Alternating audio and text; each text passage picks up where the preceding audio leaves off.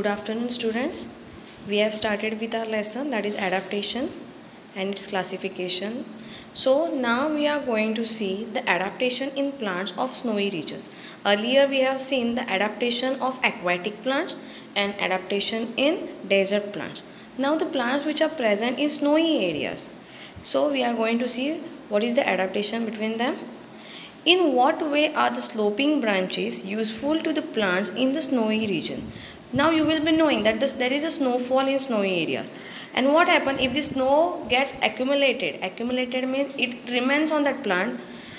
It will start to rot. That leaves will start to decompose. So these trees have conical shape as well as sloping branches. So we will see further. Plants of snowy regions mainly include conifers like deodar and pine. I think so I have sent these pictures earlier. So they have the slanting branches or the sloping branches. These trees are conical in shape due to their sloping branches. Their branches are little sloping, that's why these trees are conical in shape. You are knowing the cone.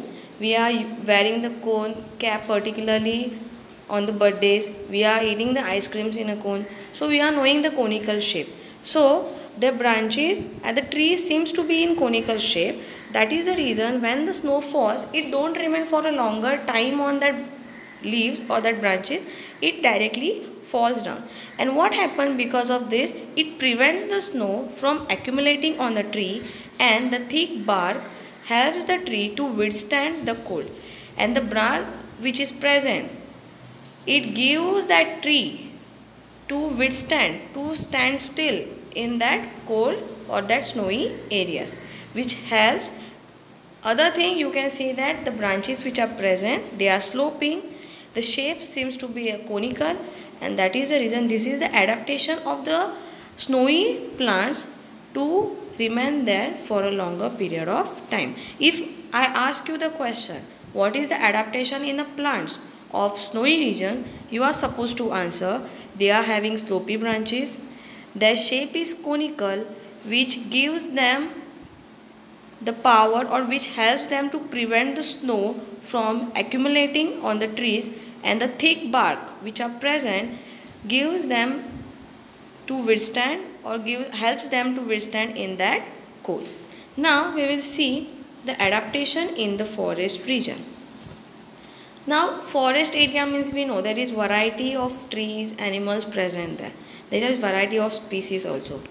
A variety of plants such as trees, shrubs and herbs. I think so we have studied these herbs, trees and shrubs in our 6th standard lesson. What are the differences between them also are found in forest. These plants compete among themselves for the help of or the for search of sunlight. Now you will be thinking or you are knowing also that trees require or plants require sunlight for their growth, for production of food. The sunlight which is present during the daytime, not in the night time. Night time only they can get the light of moon, but that light is also of the reflection of sun. So please clear one thing from your mind, that plant produces food with the help of sunlight which is present during the daytime, not during night time, not the moonlight. It is only the sunlight. Second thing, now these plants go in a search of sunlight and they compete with each other. They give equal fight to each other. That's why if you observe clearly the forest areas, the trees seems to be tall. Why? Because if one plant grow tall, the other one also go in the search of sunlight, it also grows tall. Hence the trees grow tall to get sunlight, and the climbers and the vines grow to the great height with the support of the tree. Now climbers and vines, this also concept we have studied in our 6th standard. So they also grow in the search of sunlight, and they also grow tall. You can see in the picture over here, the tree is given and you can see the climbers growing tall.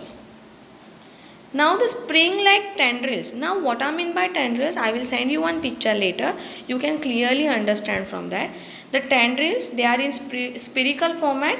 They also grow on the stems of some climbers. On climbers, there are some tendrils which are in spherical format and which go on them. This is also one example of adaptation. So if the question will be asked to you, why the trees in forest are tall, your answer will be, trees in forest go in a search of sunlight, and that is why they compete with each other, and that is why they grow tall. Now we will see adaptation in grassland plants. Now what is meant by grassland? Grassland is that open area covered with grass. So what is the adaptation in the grassland plants? Diverse types of bushes, diverse means variety type of bushes and grasses are found in grassland. Fibrous roots of grasses prevent soil erosion. Now you are knowing the difference between fibrous root and taproot. Taproot, you have seen the picture and you have already drawn it. Fibrous roots, they are very thin, like hair-like structure which goes deep underneath. It goes penetrate the soil and go underneath. So this fibrous root of grasses helps to prevent soil erosion. Soil erosion means, when we uproot the tree, when we remove out the tree, when we deforest, when the deforestation is being done, the trees are being removed from the land surface. So the soil which is connected to that roots get loosened up, and this leads to soil erosion. So the fibrous roots of grasses prevent the soil erosion. Second, forest in the equatorial region. Now equatorial region means the area or the region present near the equator. If 5th standard you are knowing which is the equator, the polar regions, etc. So forests in the equatorial region are dense. Dense means thick. Animals like tigers, elephant and deer can remain hidden in these grasses. The bushes are so high that these animals can easily hide themselves from the other animals who are supposed to kill them, or from the hunters also. However, grasses in cold areas are very short. So if anyone asks you the differences, the grasses present in the grassland region or equatorial region are high, or they are growing little tall. But the grasses which are present in cold area, for example the polar regions, they are little short. Animals like rabbit are found to be there in such grasses. Vast meadows are found in hilly areas as well as plains. Meadows means the grass and flowers growing on it. The area in which grass and flowers are growing, it is called as meadows. So vast means huge. Vast meadows are found in hilly areas as well as plains. So what we have studied now? We have studied adaptation in aquatic plants, adaptation in desert plants, adaptation in snowy areas, adaptation in forest areas, and adaptation in grassland plants. So now we will go further, that is adaptation for ingestion of adaptation for ingestion of food in plants. Now ingestion means what? This concept is there for you in the later lesson, but earlier only I will tell you one thing. Ingestion, now you know that we take the food with the help of our mouth.